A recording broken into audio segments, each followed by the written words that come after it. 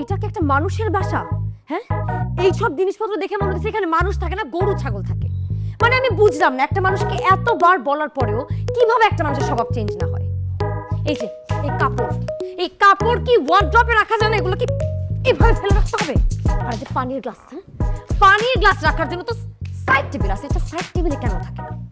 আর এই যে ভেজা টাওয়াল, গোসল করার পর এটা কি নেড়ে দেওয়া যায় না? এটা বিছানায় কেন থাকতে হবে? এইরকম গরু ছাগলের সাথে আমি থাকতে পারবো না। ও আচ্ছা, এখন আপনি আমার সাথে থাকতে পারবেন না, না? কারণ আমি গরু ছাগল। আপনার আত্মীয় স্বজন যখন বাড়ি থেকে আইসা সোফার উপরে হাঁস মুরগি ডিম মিম সব রেখে দেয়, তখন কি হয়? তখন কিছু বলতে পারেন না? তোমার দুঃসম্পর্কের মামা এসে আমার ওয়াশরুমে আমার পারমিশন ছাড়া ঢুকে গেছে, সে বেসিন ভেবে কমোডের ভিতরে মুখ ধুইছে, কোনোদিন তো এইসব নিয়ে আমি তোমার কথা শুনে নেই। হ্যাঁ, আমার টাকা দেওয়া বাসা, আমি ভাড়া দিতেছি, আমি সব কিছু করতেছি, আমি মেনটেন করতেছি, সারাদিন হচ্ছে গিয়ে অমানুষের মতো পরিশ্রম করতেছি, আমার টাকার বিছানায় আমি গ্লাস রাখতে পারবো না। এটা তুমি কে শিখাইছে? হ্যাঁ, আমি এখানে গ্লাস রাখবো, আমি ওর স্যান্ডেলটা দেখো সব এখানে রেখে দিব, চা মন আমি তাই রাখবো। তোমার যদি এখানে না পৌঁছে তুমি বাসা থেকে বের হয়ে যাও, কোনো সমস্যা নাই, গো। আমি যাবো মানে? এই, আমি যাবো মানে কি? আমাকে যদি যাইতেই হয় তাহলে আমাকে বিয়ে করছিস কেন? তুই এখানে বিয়ে করে নিয়ে আসছিস কেন? তোর মুজো, তোর মুজা কেন এখানে থাকে? হ্যাঁ, আর খবরদার আমার ফ্যামিলির মানুষ নিয়ে একটা কথা বলবি না। তুই কি বলতে চাচ্ছিস? তোর কোনো দোষ নাই, তুই রাইট আর আমি wrong. You're right, you're right, am wrong. Just জীবনে একটা ভুল করছো, আমাকে বিয়ে করে ফেলছো, বিকজ আমি তো তোমার জন্য পারফেক্ট না। ফাইন, আমি এরকম ইমপারফেক্ট মানুষের সাথে থাকতে পারবো। I want divorce. আবার বলো। আমি ডিভোর্স চাই। আলহামদুলিল্লাহ, আল্লাহর ওয়াস্তে আমাকে মাফ করে এনতে বের হয়ে যা। তুই আমি প্লেটটা এখানে থাকে কেন? হ্যাঁ, এত সমস্যা নিয়ে সংসার কিভাবে করবেন? সেই জন্য আপনাকে চাইছিলাম স্যার, আমার এই সুখের সংসারটা প্লিজ ভেঙে দিন। না, সংসার ভাঙার জন্য তো এই শহরে আমার চাইতে ভালো কোনো উকিল নেই। তো আমি বলছিলাম কি, আপনাদের তো ভালোবাসার বিয়ে, আর একটু ভাবলে হতো না? ভাবাভাবি সব শেষ। সুজন স্যার, কম্প্রোমাইজ করে একটা গরিব মানুষের সাথে থাকা যায়, কিন্তু এইরকম একটা নোংরা মেন্টালিটির মানুষের সাথে কম্প্রোমাইজ করে আমি থাকতে পারবো না। ও, এখন আমি নোংরা না? এখন আমি নোংরা, স্বাভাবিক।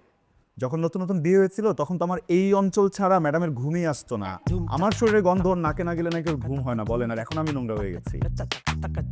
দেখুন কি নোংরা প্রাইভেট কথাবার্তা। ও আচ্ছা, মানে উকিলের সামনে নোংরা বলতে তখন ওটা প্রাইভেট থাকে না, হ্যাঁ, তখন ওটা পাবলিক হয়ে যায়। আর এইসব কথা বললে এখন খুব প্রাইভেট বুঝতেছে। স্যার, সিম্পল একটা কথা বোঝায় বলি, হ্যাঁ ভালোবাসার বিয়ে ছিল, কিন্তু আমাদের লাভ ম্যারেজ থেকে লাভটা অনেক আগে উড়ে চলে গেছে, এখন শুধু ম্যারেজটা আছে, তো এটাকে আপনি উড়ায় দেন প্লিজ। লাভ থাকবেও না স্যার, আপনার যা যা করতে হয় প্লিজ আপনি করেন, কিন্তু এই নোংরা থেকে বের হওয়ার জন্য যে কোনো একটা ব্যবস্থা প্লিজ আপনি আমাকে করতে হবে প্লিজ। স্যার কি চালু, আপনি দেখলেন কি চালু? ব্যবস্থা বলে কাবিনের টাকার কথা বোঝানোর চেষ্টা করছে। দিব টাকা, সমস্যা নেই, মানুষ টাকা খরচ করে বউ আনে না, আমি টাকা উড়ায় মেরে দরকার হলে বউ ভাগাবো। আমাকে কি ফকিন্নি মনে হয়? হ্যাঁ, যে আমি তোর মতো একটা গরিবের কাছ থেকে টাকা নিব? সব দরকার পড়লে উল্টা আমি আপনাকে টাকা দিব। জি তুমি তো আমাকে প্লিজ আস্তে এটার সাথে আস্তে টাকা দিবে প্লিজ, আস্তে। এটা বেডরুম না, এটা বেডরুম না আপনাদের, এটা আমার চেম্বার। ডিভোর্স দরকার তো আপনাদের? কোনো ব্যাপার না, ফর্ম আমার কাছে রেডি করাই থাকে। এই যে ফর্ম, এখানে একটা সিগনেচার দিবেন, 3 মাস অপেক্ষা করবেন, বাস আপনার আলাদা। কিসের 3 মাস? 3 দিন, 3 দিনের ডিভোর্সের ব্যবস্থা করো না। ডিভোর্সের এত শর্টকাট কোনো ওয়ে নাই। আপনারা তো যে অবস্থায় আছেন, যে কোনো সময় একটা অঘটন ঘটায় ফেলবে। আপনি ঠিক বলছেন, যে কোনো সময় একটা অঘটন আমাকে দিয়ে ঘটে যেতে পারে। আমিও জানি। না, ডি করুন, এখানে সই করেন, এখানে সই করেন।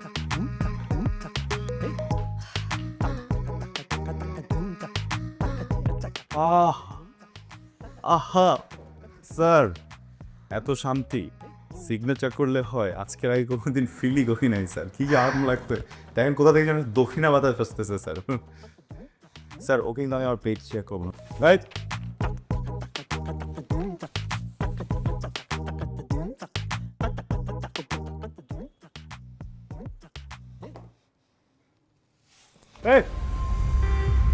আরে কি হলো? আরে কি হয়েছে? দেখি মীরা, মীরা, এই পালস পাওয়া যাচ্ছে না, হসপিটালে নিতে হবে। ভং ধরছে স্যার, ভং ধরছে। হাউ তুমি করবে না, যা অ্যাম্বুলেন্স ডাক। টিপসই দিতে দেওয়া যাবে না, টিপসই দেওয়ান, টিপসই দেওয়ান। আবার কথা বলছিস তুই, যা অ্যাম্বুলেন্স দিয়ে আয়। Be professional sir. Same professional, যা তুই অ্যাম্বুলেন্স ডাক।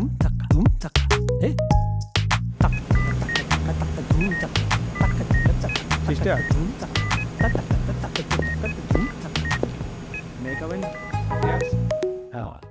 সরি সেটা কাউকে মিস্টেক হতে হতে দেরি হয়ে গেল প্লিজ আপনি এখানে দেখুন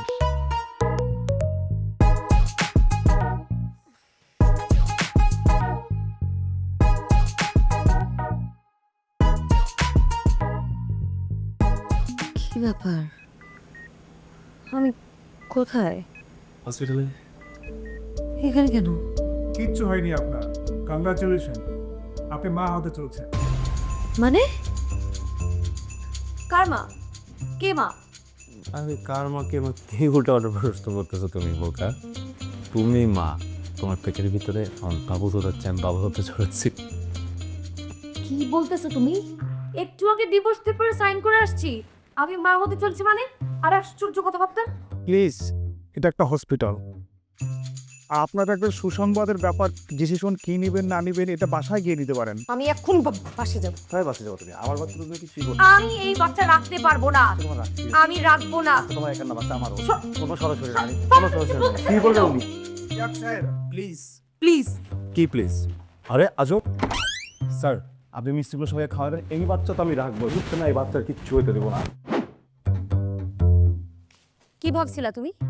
তোমার মতো মানুষের সন্তান আমি আমার পেটে রাখবো? তুমি ভাবছিলা যে তোমার পরিচিত হসপিটাল থেকে যদি আমি অ্যাবর্শন না করাই, এই ঢাকা শহরে আর কোনো হসপিটাল থেকে আমি অ্যাবর্শন করাতে পারবো না?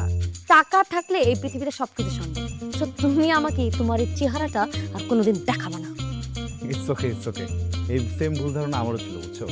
আমিও ভাবছিলাম যে গতকালের পর আর কখনো তোমার চেহারা দেখতে হবে না, কিন্তু দেখো এখন বুঝতেছি তোমার চেহারাটা না দেখলে তো আমি তো শান্তি পাবো না, আমার তো রাতে ঘুম হবে না।